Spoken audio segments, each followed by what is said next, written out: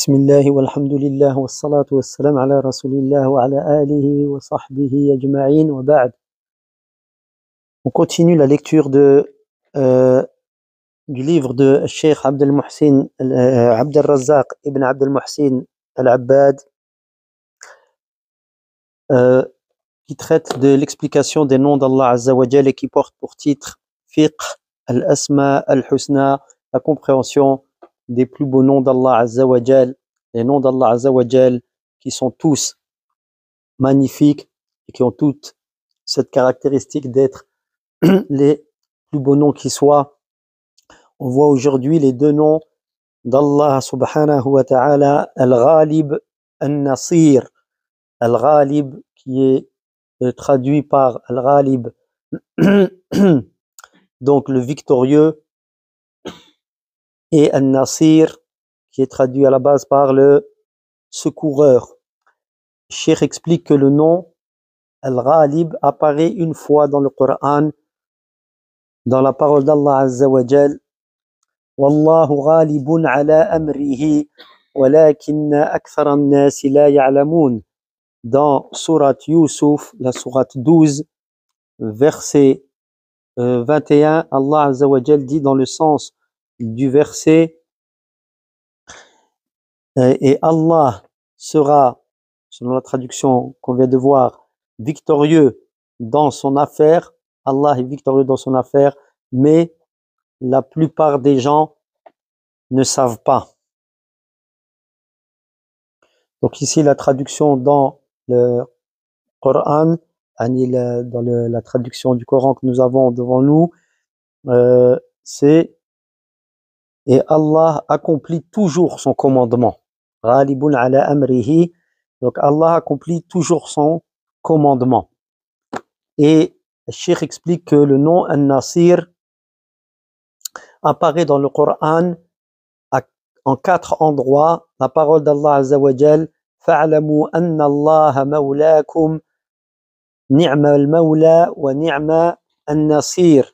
Ni'ma al-mawla wa ni'ma an-nasir. Dans la sourate Al-Anfal, le butin, verset 40, Allah Azza wa Jal dit dans le sens du verset: quel excellent maître et quel excellent secoureur. Sachez qu'Allah est votre maître. Quel excellent maître et quel excellent protecteur. Wa ni'man nasir, ici c'est traduit par protecteur. Donc on a la base aussi secoureur. Et Allah dit wa kafa billahi nasira dans sourate An-Nisa, la sourate les femmes, verset 40, Allah Azza wa Jal dit dans le sens du verset, pardon, j'ai dit le verset 40, c'est le verset 45, Allah Azza wa Jal dit et Allah suffit pour secours. Hein? Donc ici le secoureur suffit pour le secours. Ici l'explication du verset, je le donne en entier en français. Allah connaît mieux, c'est-à-dire que vous-même, vos ennemis, Allah suffit pour régent, c'est-à-dire de vos affaires, et Allah suffit pour secours, c'est-à-dire pour vous secourir. Et dans la note, on lit, s'ils veulent vous faire dévier, Allah suffit pour régent de vos affaires, et puisqu'ils sont vos ennemis, alors Allah suffit pour secours, pour vous secourir. Le troisième verset où Allah évoque son nom Nasir, c'est la parole d'Allah Azza wa Jal, wa'tasimu billahi huwa mawlakum fa ni'mal mawla wa ni'man nasir. Dans la sourate Al-Hajj, sourate 22, verset 78, le sens du verset, donc c'est lui votre maître, quel excellent maître et quel excellent protecteur, comme on l'avait vu dans le premier verset. Donc ici, An-Nasir, ici comme c'est traduit comme protecteur. ou par le mot protecteur. Et le dernier verset, le 4e verset, où Allah il évoque son nom de An-Nasir, c'est la parole d'Allah Azza wa Jal, wa kafa bi rabbika hadiyan wa nasira. Dans Surat Al-Furqan, la sourate le discernement, verset 31, la sourate porte le numéro 25, donc verset 31 dans le sens du verset est nous avons suscité pour chaque prophète des ennemis parmi les criminels, mais ton Seigneur suffit pour guide et secours. Donc 2 versets où ça a été traduit par protecteur et 2 versets dans lesquels ça a été traduit le nom An-Nasir par secours, secoureur, celui qui porte secours. Le Cheikh explique ensuite le premier nom qui est évoqué ici, Al-Ghalib. Il dit que son sens c'est celui qui fait ce qu'il veut. C'est celui qui fait ce qu'il veut. Et personne ne peut l'empêcher de faire ce qu'il veut et rien ne lui est insurmontable. Rien ne peut le réduire à l'impuissance. Donc il fait ce qu'il veut et son jugement, son décret ne peut être repoussé par quiconque ou par quoi que ce soit. Personne ne peut rejeter donc ce qu'il a décrété ou empêcher ce qu'il a décrété qui allait se passer. Et ensuite, le Cheikh évoque la parole du grand mufassir, du grand interprète du Coran, l'imam al-Qurtubi, rahimahullah, donc qui dit, il est donc obligatoire à toute personne responsable, tout musulman donc responsable, qu'il sache qu'Allah Azza wa Jal est celui qui est Al-Ghalib, c'est celui donc qui a la supériorité et que c'est lui qui fait ce qu'il veut dans l'absolu. Dans l'absolu, il fait absolument ce qu'il veut, rien, et personne ne peut donc l'empêcher de le faire. Donc celui qui s'accroche à Allah Azza wa Jal, qui suit la législation d'Allah Azza wa Jal, qui a sa confiance en Allah, alors c'est lui qui va être secouru et qui va avoir la victoire. Et quand bien même l'ensemble de ceux qui a sur la terre,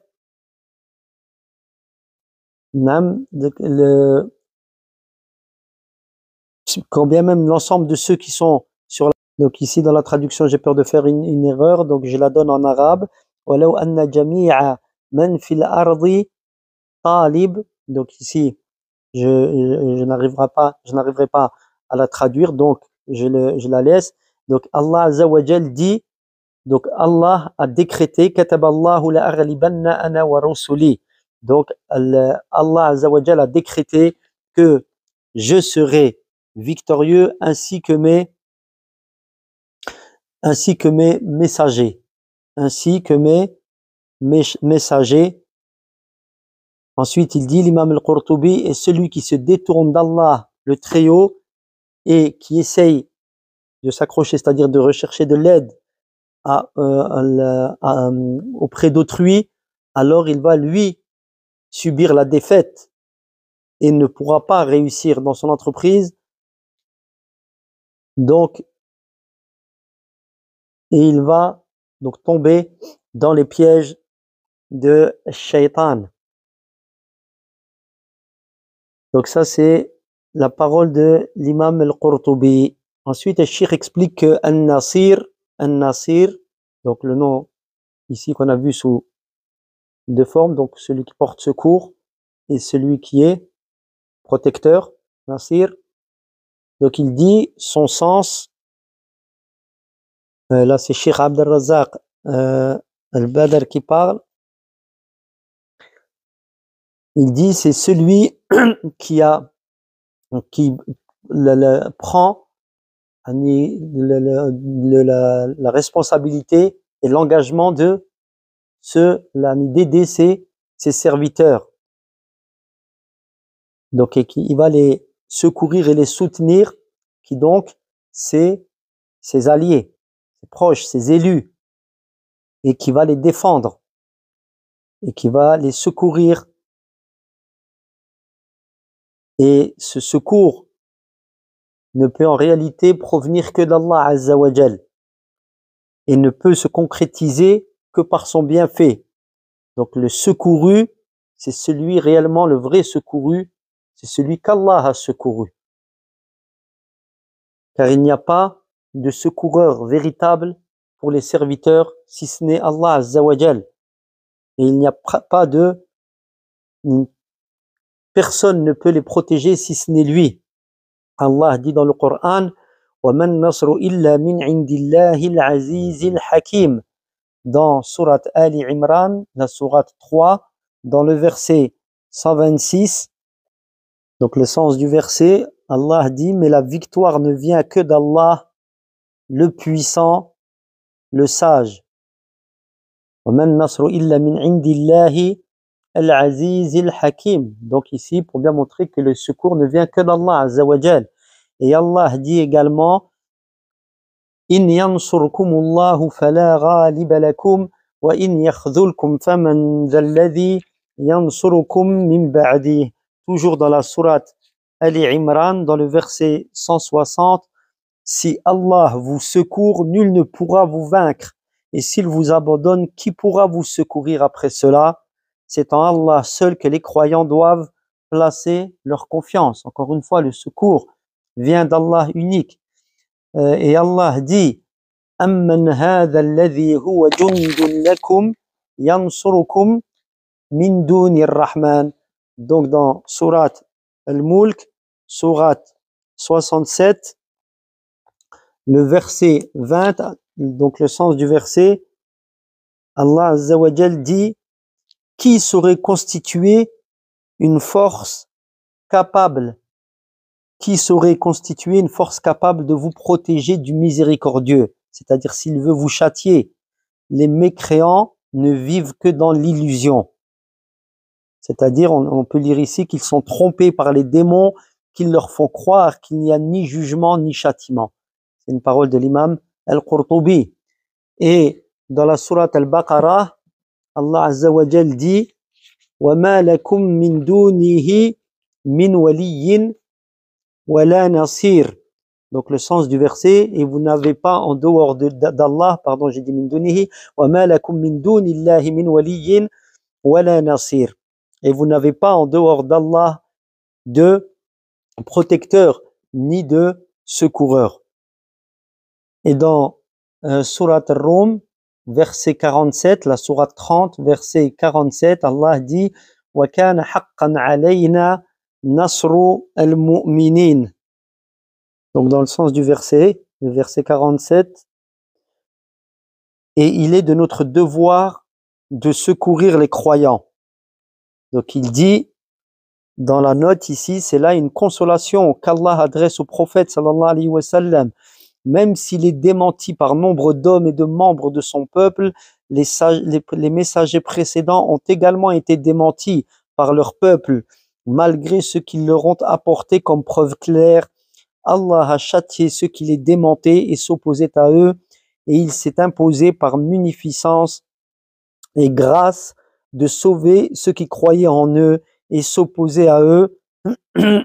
Donc, pardon, Allah a châtié ceux qui les démentaient et s'opposaient à eux, et il s'est imposé par munificence et grâce de sauver ceux qui croyaient en eux, c'est-à-dire dans les messagers. Donc la parole dont nous avons lu la traduction du verset, elle vient conclure le verset que je reprends depuis le début. Nous avons envoyé avant toi des messagers vers leur peuple, et ils leur apportèrent des preuves manifestes. Nous nous sommes vengés des criminels, et il est de notre devoir de secourir les croyants. Tout ça, on est dans les versets que Cheikh rapporte pour montrer que le réel secours vient d'Allah Azza wa Jal.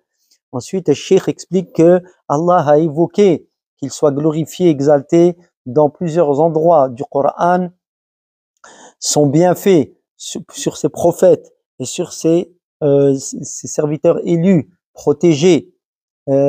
Donc, son bienfait par le biais de son secours et son soutien. Allah dit إنا لننصر رسلنا والذين آمنوا في الحياة الدنيا ويوم يقوم الأشهاد.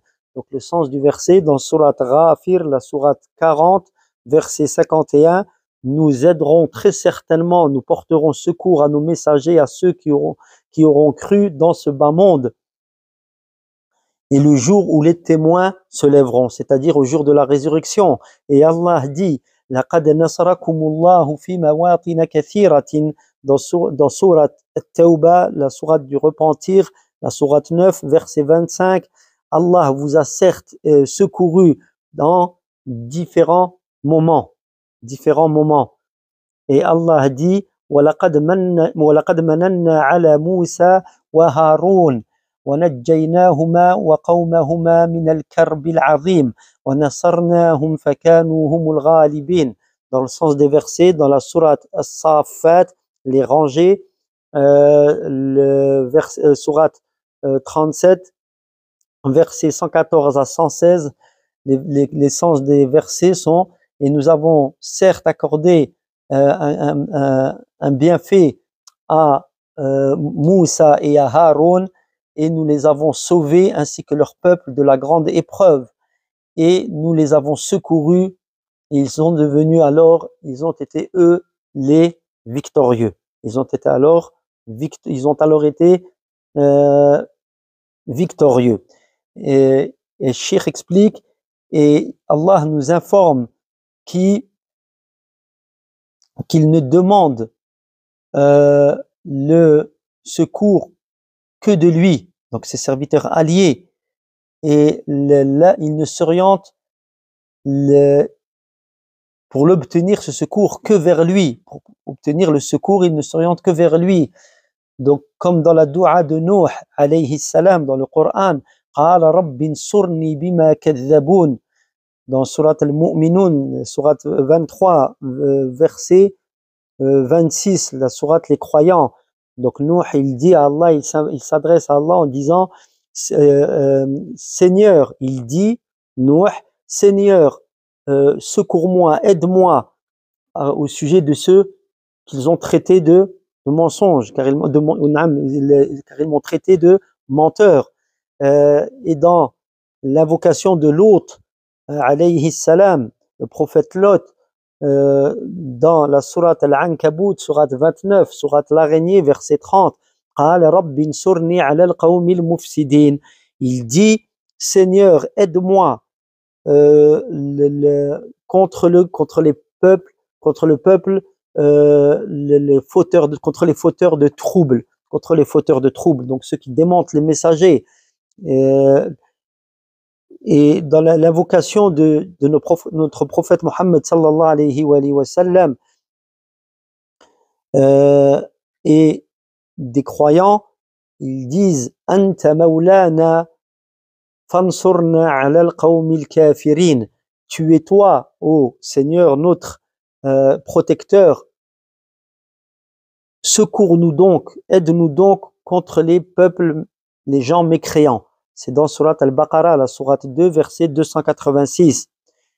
Et dans Abu Daoud et Tirmidhi ont rapporté, et d'autres, que Anas ibn Malik a dit, le messager d'Allah, كان رسول الله صلى الله عليه وسلم إذا غزا قال اللهم أنت عضدي ونصيري بك أجول وبك أصول وبك أقاتل. Donc le sens du hadith, donc le messager d'Allah sallallahu alayhi wa sallam, lorsqu'il était en campagne, il disait, Seigneur, tu es mon soutien et mon secours, c'est par toi que je vais au combat, et c'est en ton nom, par toi, que je combats. Donc que je me déplace, et c'est en ton nom, par toi, que je combat. Donc vraiment l'orientation des prophètes vers Allah, envers Allah Azza wa Jal. Le Cheikh explique ensuite, et Allah subhanahu wa ta'ala a ensuite informé que les non-croyants, les mécréants n'ont pour leur part pas de secoureur, car Allah dit فَأَمَّا الَّذِينَ كَفَرُوا فَأُعَذِّبُهُمْ عذابا شديدا في الدنيا والآخرة وما لهم من ناصرين. Dans la sourate 3, la sourate Ali Imran, Allah dit dans le verset 56, dans le sens du verset, quant à ceux qui ont mécru, alors je vais les châtier d'un châtiment, d'un dur châtiment dans ce bas monde et dans l'au-delà, et ils n'auront pas de secoureur. Et Allah dit, بل اتبع الذين ظلموا أهواءهم بغير علم فمن يهدي من أضل الله وما لهم من ناصرين. Dans la sourate 30, la sourate Ar-Rum, les Romains ou les Byzantins, alors on comprend que Rome ici c'était les Romains au sens de les Romains, les Byzantins, l'empire chrétien d'Orient. Le verset 29, il dit, Allah Azza wa Jalla dans le sens du verset, mais les injustes ou ceux qui ont été injustes ont suivi leur passion sans aucune science. Qui donc peut guider celui qu'Allah a égaré, et ils n'auront pas de secoureur, de nasirin. Et Allah dit, وَكَأَيٍّ مِّن قَرْيَةٍ هِيَ أَشَدُّ قُوَّةً مِّن قَرْيَتِكَ الَّتِي أَخْرَجَتْكَ أَهْلَكْنَاهُمْ فَلَا نَاصِرَ لَهُمْ. Dans la sourate Muhammad, sourate 48, verset 13, sourate 47, verset 13, Allah dit, et que de villes, que de cités qui étaient plus fortes que ta cité, donc les gens de Mecca, que ta cité donc dont les habitants ont sorti, n'avons-nous fait périr que de cités avant, donc qui étaient bien plus fortes que ta cité à toi, n'avons-nous fait périr ces cités auparavant, et ils n'eurent pas de secoureurs. Ils n'eurent pas de secoureurs. Et Allah dit aux croyants, وَلَوْ قَاتَلَكُمُ الَّذِينَ كَفَرُوا لَوَلَّوُا الْأَدْبَارَ ثُمَّ لَا يَجِدُونَ وَلِيًّا وَلَا نَصِيرًا سُنَّةَ اللَّهِ الَّتِي قَدْ خَلَتْ مِنْ قَبْلُ وَلَنْ تَجِدَ لِسُنَّةِ اللَّهِ تَبْدِيلًا. Dans la sourate 48, sourate Al-Fath, la victoire, les versets 22-23, les sens des versets, et si ceux qui ont mécru, si les mécréants t'avaient combattu, ils s'en seraient retournés, c'est-à-dire ils auraient tourné le dos. Ensuite, ils n'auraient pas trouvé quelconque allié ni secoureur. C'est la manière d'agir d'Allah, sunnat Allah, qui dont il agit, donc de la manière dont il agit, cette même manière dont il agit avec ceux qui étaient auparavant, et tu ne trouveras pas à la manière d'agir d'Allah de changement. Donc, elle reste la même manière d'agir. Donc, Allah Azza wa Jal secourt les croyants et ne porte pas secours aux mécréants. Donc, Cheikh Abd al-Razzaq explique que ce discours s'adresse aux croyants qui concrétisent leur foi et appliquent ce qu'implique les implications de cette foi de manière apparente et de manière cachée. Donc, si celui qui accomplit cela, alors lui entrera dans la catégorie des secourus par Allah Azza wa Jal, et il aura la conclusion louable, c'est-à-dire qu'il recevra l'aide d'Allah Azza wa Jal en ce bas monde et dans l'au-delà. Et c'est pour cela que les croyants, tant qu'ils ne font pas l'effort sur leur propre personne pour concrétiser la foi véritable, et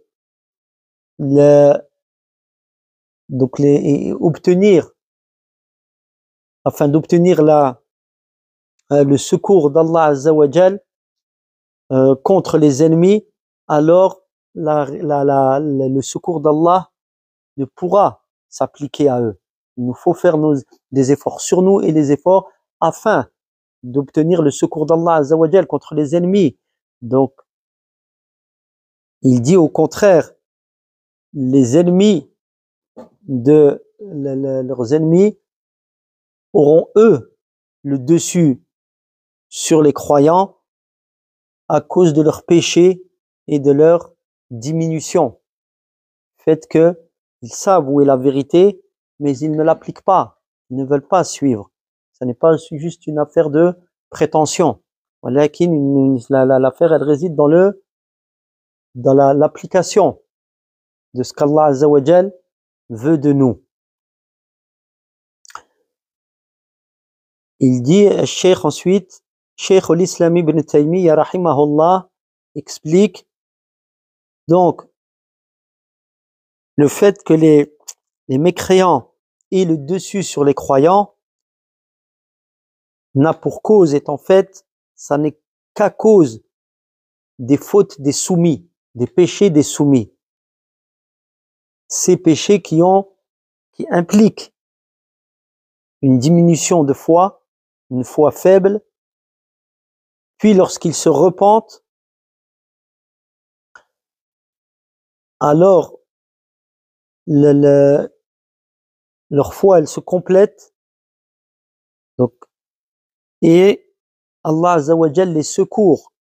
Alors, comme Allah le dit, وَلَا تَهِنُوا وَلَا تَحْزَنُوا وَأَنْتُمُ الْأَعْلَوْنَ إِن كُنْتُم مُؤْمِنِينَ. Dans la sourate Ali Imran, verset 139, donc le sens du verset, et ne faiblissez pas et ne vous attristez pas alors que vous êtes les plus forts, les plus hauts, si vous êtes croyants, si vous êtes croyants.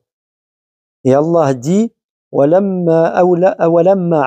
أولما أصابتكم مصيبة قد أصبتم مثليها قلتم أن هذا قل هو من عند أنفسكم. Toujours dans sourate Ali Imran, verset 165. À ce qu'à chaque fois qu'un mal vous touchera, une épreuve, un mal vous touchera, alors que vous en avez le fait, vous avez infligé le double de ce que on vous fait, on vous inflige, vous avez infligé le double de cela, vous dites d'où cela vient,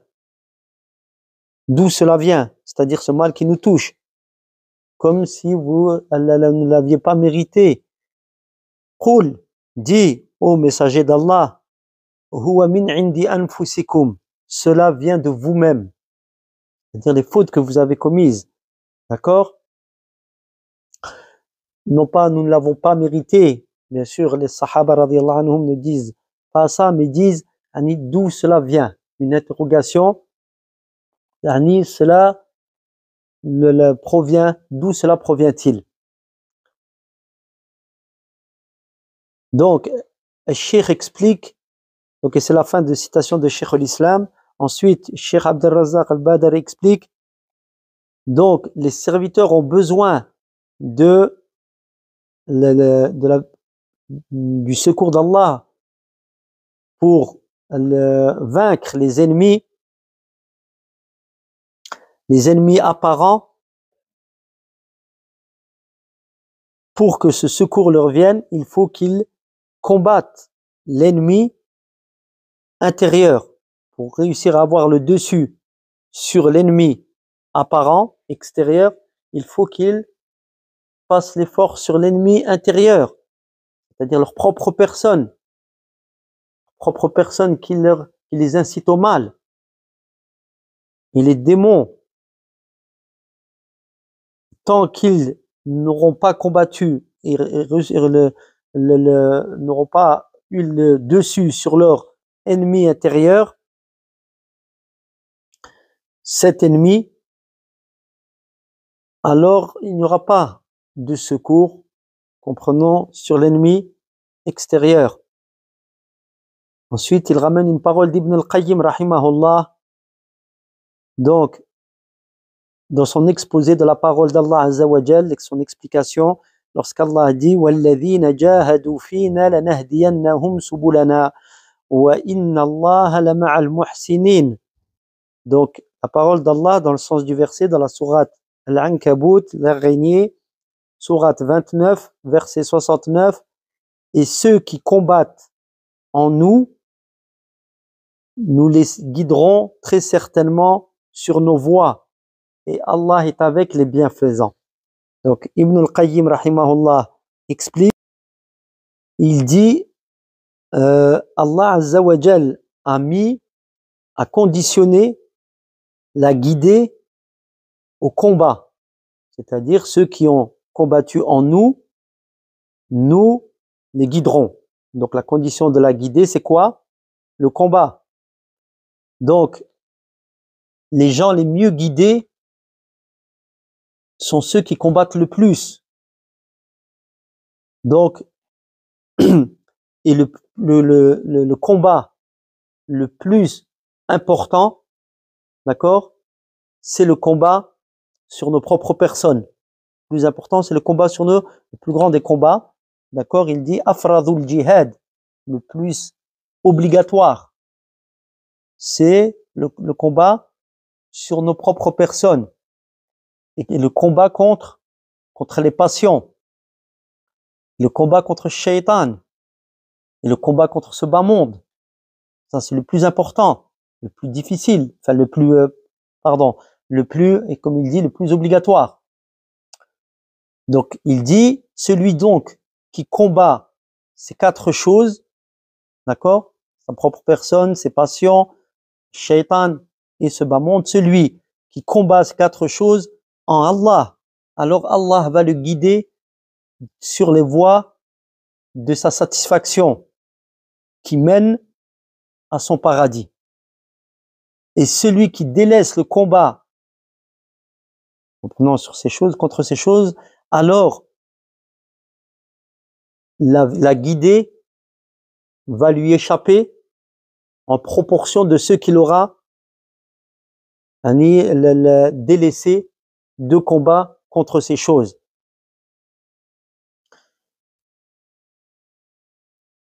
Donc, personne, ou alors les croyants ne pourront pas avoir le dessus sur les ennemis extérieurs tant qu'ils n'auront pas préalablement combattu ces ennemis de l'intérieur, évoqués précédemment. Donc, celui qui aura reçu le secours d'Allah contre ses ennemis intérieurs, alors il aura le dessus par la permission d'Allah, par son aide, sur les ennemis extérieurs. Et celui qui délaissera ce combat contre ces choses-là, alors c'est l'ennemi extérieur qui aura le dessus sur lui. Donc ça, c'est tiré de Al-Fawaid, donc les profits. C'est un livre qu'a écrit Ibn al-Qayyim, et comme son titre l'indique, est plein de profits. Qu'Allah nous permette de tirer des profits qui nous mènent à sa satisfaction, subhanahu wa ta'ala. Cheikh dit ensuite, Ibn al-Qayyim dit également, lorsque la foi est faible, alors la force des ennemis et la facilité à atteindre les croyants sera proportionnelle à la diminution de la foi des croyants. Si leur foi est faible, les ennemis les atteindront sans grande difficulté, comprenons. Donc, c'est les croyants eux-mêmes qui ouvrent les portes à l'ennemi, en fait, d'accord, et qui ouvrent les voies à l'ennemi par le fait qu'ils ne font pas les efforts nécessaires sur leur propre personne en premier lieu. Donc, les portes s'ouvrent, les voies sont ouvertes et l'ennemi aura facilement le dessus sur eux parce qu'ils ont délaissé l'obéissance à Allah le Très-Haut. Donc, le croyant, il est puissant et élevé, aidé, secouru, et Allah lui accorde la suffisance et son secours et sa défense où qu'il soit, quand bien même se rassemblerait l'ensemble des ennemis de toutes parts, lorsqu'il accomplit et concrétise la réalité de la foi, la vérité de la foi et les obligations de celle-ci de manière apparente et de manière cachée, donc intérieurement et extérieurement. Donc tout revient à l'obéissance d'Allah Azza wa Jal, au suivi des ordres d'Allah Azza wa Jal. Ensuite il dit, et Allah Ta'ala dit aux croyants, وَلَا تَهِنُوا وَلَا تَحْزَنُوا وَأَنْتُمُ الْأَعْلَوْنَ إِن كُنْتُم مُؤْمِنِينَ. Il dit, et Allah dit, et ne faiblissez pas et ne soyez pas, ne vous attristez pas alors que vous êtes les plus hauts. On revoit, c'est parce que vous avez appliqué ce qui vous a été ordonné d'appliquer. Si vous êtes croyant, d'accord, la condition ici encore, si vous êtes croyant. Et Allah dit, et ne faiblissez pas, et donc n'appelez pas à la paix, alors que vous êtes les plus hauts, et Allah est avec vous, et il ne diminuera en rien ou n'annulera pas vos actions, vos actes. Dans Surat Muhammad, verset 35. Donc cela est une garantie donc d'Allah Azza wa Jal, mais à la condition de donc là, votre foi et vos actes. Donc je rappelle ici que les actes font partie de la foi, d'accord? Donc œuvrer, la foi qui donc et les actes qui doivent découler de cela, d'accord? Cela est la condition. Donc cette foi et ces actes qui sont donc des armées parmi les armées d'Allah. Par cela, il vous préservera par votre foi et par vos actes pieux.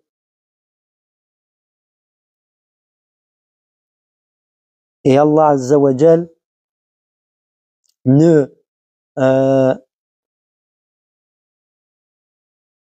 il ne délaissera pas les croyants et il n'annulera pas leurs œuvres, d'accord?